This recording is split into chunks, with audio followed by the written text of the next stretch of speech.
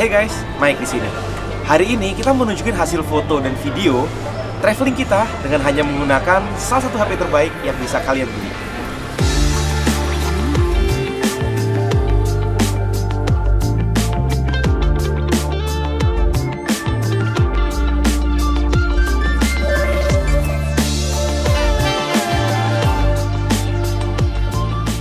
Oh ya, jadi ceritanya kita kemarin diundang sama Samsung untuk jalan-jalan ke Turki ya. Jalan-jalan, ini bukan press event ataupun launching, tapi sekedar jalan-jalan untuk nikmatin atau nyobain seberapa bagusnya Galaxy S10 atau Galaxy S10 Plus terbaru ini untuk jalan-jalan seperti itu. First of all, gue mau bilang bahwa gue itu tech reviewer ya, bukan travel vlogger. Jadi pastinya gue akan lebih mengedepankan pengalaman gue dengan device ini sebagai alat fotografi dan videografi untuk liburan daripada liburannya itu sendiri. Sebelumnya ya, kalau ditanya liburan, gue itu justru sering bawa tas kamera dedicated ya. Ada mirrorless, ada lensa keduanya buat bokeh-bokehan. Mungkin mestinya bisa muat untuk ekstra oleh-oleh, jadi kemakan buat kamera sendiri seperti itu. Padahal maksudnya liburan itu kan kita santai-santai dan nggak melakukan pekerjaan profesional. Jadi buat apa sebenarnya bawa kamera profesional untuk sebagian besar orang? Tapi kan sebenarnya walaupun kita nggak melakukan pekerjaan profesional, kita pingin foto-foto yang bagus untuk diupload ke sosmed lah, ditunjukin ke teman-teman, dan pastinya dia mungkin diupload ke YouTube juga, diupload ke stories Instagram. Dan kali ini gue bisa dibilang ditantang sama Samsung untuk sekedar pakai Galaxy S10 untuk semua kebutuhan foto dan videografi gue selama liburan. Jadi di video ini kita kurang lebih bakal nyeritain apa aja suka dan duka hanya menggunakan S10 sebagai teman liburan kalian. Mulai dari setupnya sendiri, sebenarnya di liburan kali ini benar-benar straightforward. Hanya smartphone-nya, hanya Galaxy S10 ini, bukan S10 Plus. Dan juga tripod mini. Untuk mungkin kadang-kadang pingin hyperlapse atau apa, akan berguna pakai tripod.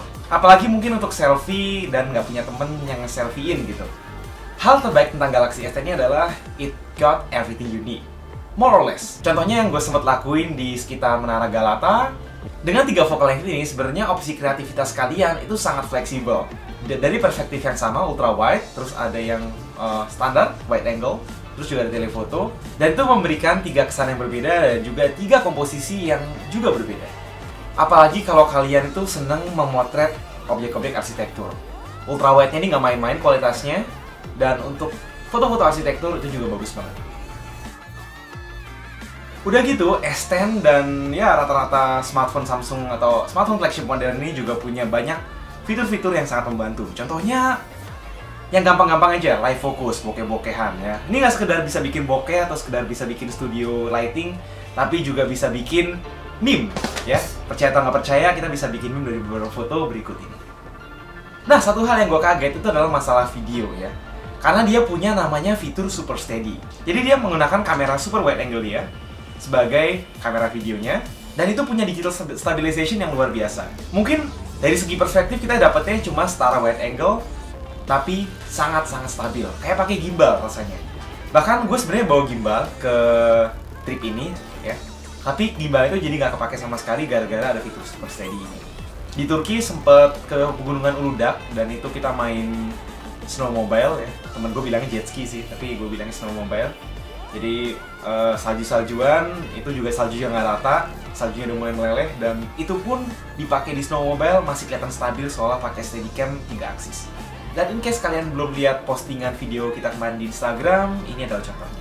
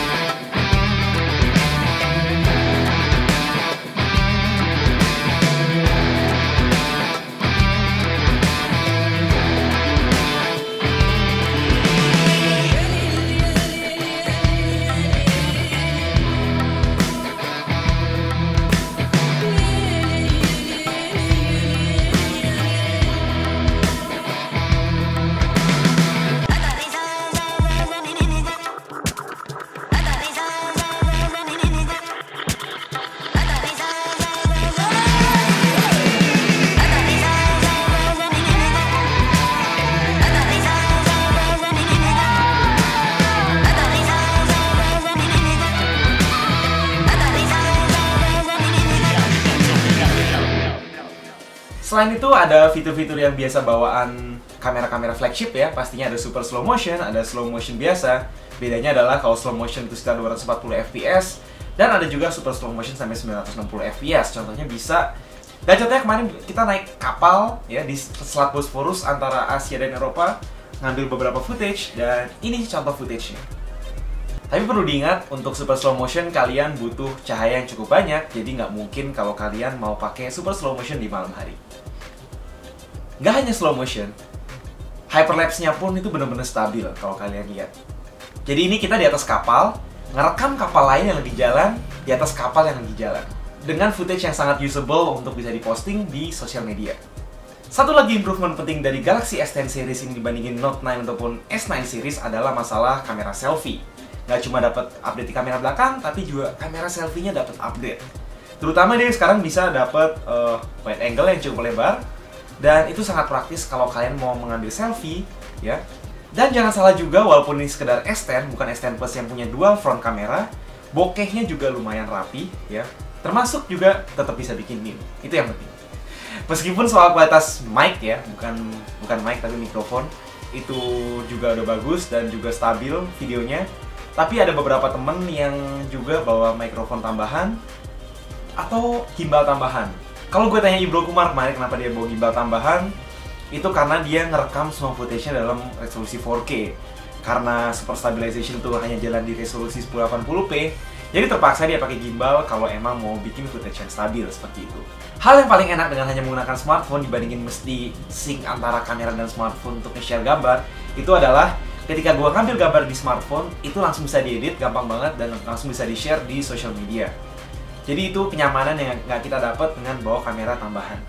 Apalagi kalau kita lagi traveling dalam kelompok seperti ini yang kadang-kadang ada aja minta foto gitu. Kalau misalnya kamera, ntar bongkar-bongkar lagi, mesti connect wifi lagi, itu agak susah. Sedangkan kalau handphone tinggal kirim WhatsApp, kelar semuanya. Intinya less gear, less weight, you enjoy the trip more, dan semuanya itu udah tersetting auto kalau kalian mau. Jadi ada scene optimizer, ada smart composition dan lain-lain yang bisa membantu orang segoblok apapun kalian dalam masalah fotografi, bisa membantu kalian dalam mengambil gambar yang nggak jelek-jelek amat seperti itu. Oke, sebagus-bagusnya smartphone pasti ada dukanya juga kan dibandingin pakai kamera profesional. Ya emang ini bukan kamera profesional kan, nggak akan bisa pakai handphone untuk pekerjaan-pekerjaan yang benar-benar profesional. Misalnya untuk aset-aset web yang resolusi tinggi, atau mungkin aset-aset untuk bikin billboard, untuk bikin poster yang benar-benar tajam dan bisa ngambil gambar-gambar yang untuk post processing yang sangat rapi. Jadi ada beberapa situasi juga meski kalian lagi liburan itu perlu bawa kamera profesional, ya. Gue nggak bilang ini bisa nggantiin semua kebutuhan fotografi atau videografi kalian, tapi untuk sebagian besar orang yang casual itu sangat bisa. Kedua adalah masalah baterai. Ingat, ini S10 yang baterainya sekedar 3400 mAh, bukan S10 Plus yang 4100 mAh, jadi ada bisa dibilang drawback masalah baterai.